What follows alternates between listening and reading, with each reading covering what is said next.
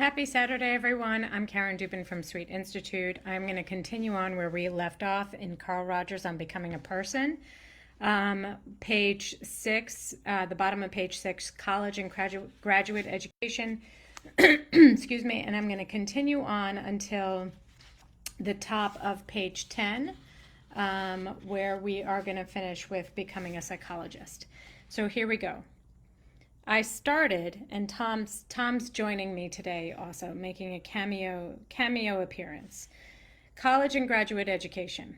I started in college at Wisconsin in the field of agriculture. One of the things I remember best was the vehement statement of an agronomy professor in regard to the learning and use of facts. He stressed the futility of an encyclopedic knowledge for its own sake, and wound up with the injunction, don't be a damned ammunition wagon, be a rifle. During my first 2 college years, my professional goal changed as a result of some emotionally charged student religious conferences. From that, a scientific agriculturist to that of ministry, a slight shift. I changed from agriculture to history, believing this would be a better preparation.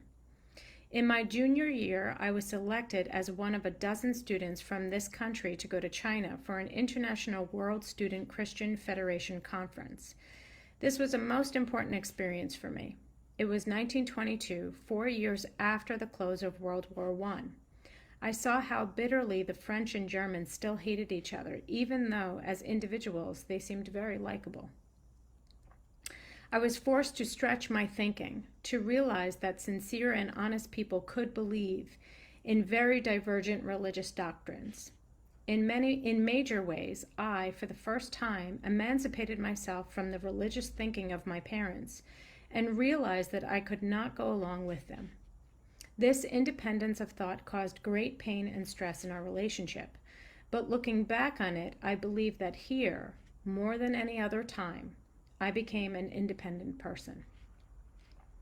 Of course, there was much revolt and rebellion in my attitude during that period, but the essential split was achieved during the 6 months I was on the trip to the Orient, and hence was thought through away from the influence of home. Although this is an account of elements which influenced my professional development rather than my personal growth, I wish to mention very briefly one profoundly important factor in my personal life. It was at about the time of my trip to China that I fell in love with a lovely girl whom I had known for many years, even in childhood, and we were married with a very reluctant consent of our parents as soon as I finished college, in order that we go to graduate school together. I cannot be very objective about this, but her steady and sustaining love and companionship during all the years since has been a most important and enriching factor in my life. I chose to go to Union Theological Seminary, the most liberal in the country at the time, 1924, to prepare for my religious work. I have never regretted the 2 years there.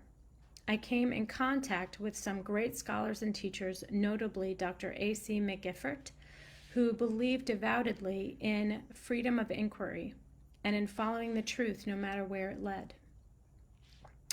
Knowing universities and graduate schools as I do now, knowing their rules and rigidities, I am truly astonished at one very significant experience at Union. A group of us felt that ideas were being fed to us, whereas we wished primarily to explore our own questions and doubts and find out where they led. We petitioned the administration that we be allowed to set up a seminar for credit, a seminar with no instructor, where the curriculum would be composed out of our own questions. The seminary was understandably perplexed by this, but they granted our petition.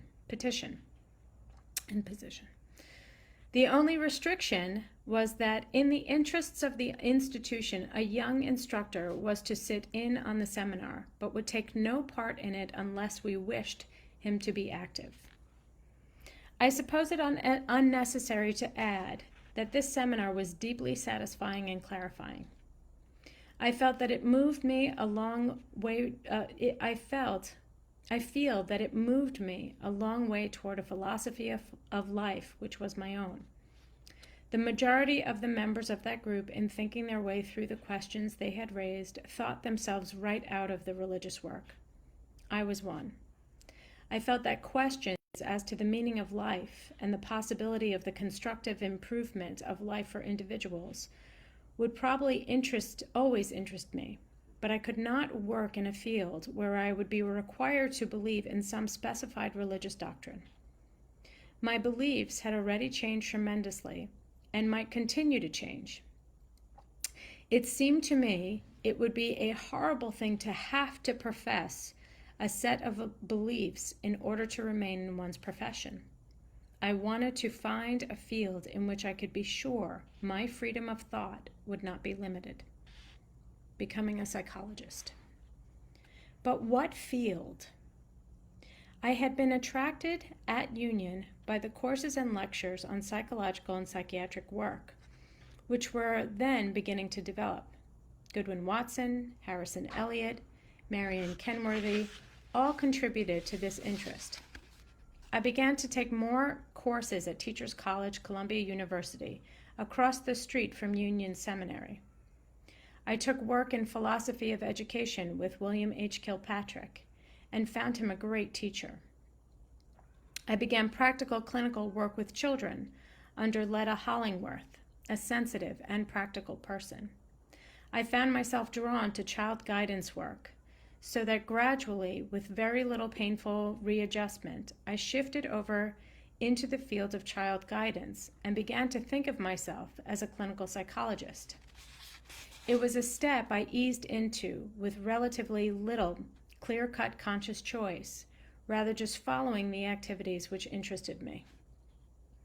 While I was at Teachers College, I applied for and was granted a fellowship or internship at the New Institute for Child Guidance, sponsored by the Commonwealth Fund.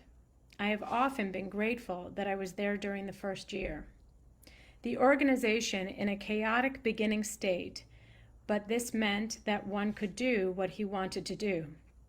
I soaked up the dynamic Freudian views of the staff, which included David Levy and Lawson Lowry, and found them in great conflict with the rigorous scientific, coldly objective statistical point of view then prevalent at Teachers College. Looking back, I believe the necessity of resolving the conflict in me was a most valuable learning experience. At the time, I was functioning in two completely different worlds, and never the twain shall meet. By the end of this internship, it was highly important to me that I obtain a job to support my growing family, even though my doctorate was not completed. Positions were not plentiful, and I remember the relief and exhilaration I felt when I found one.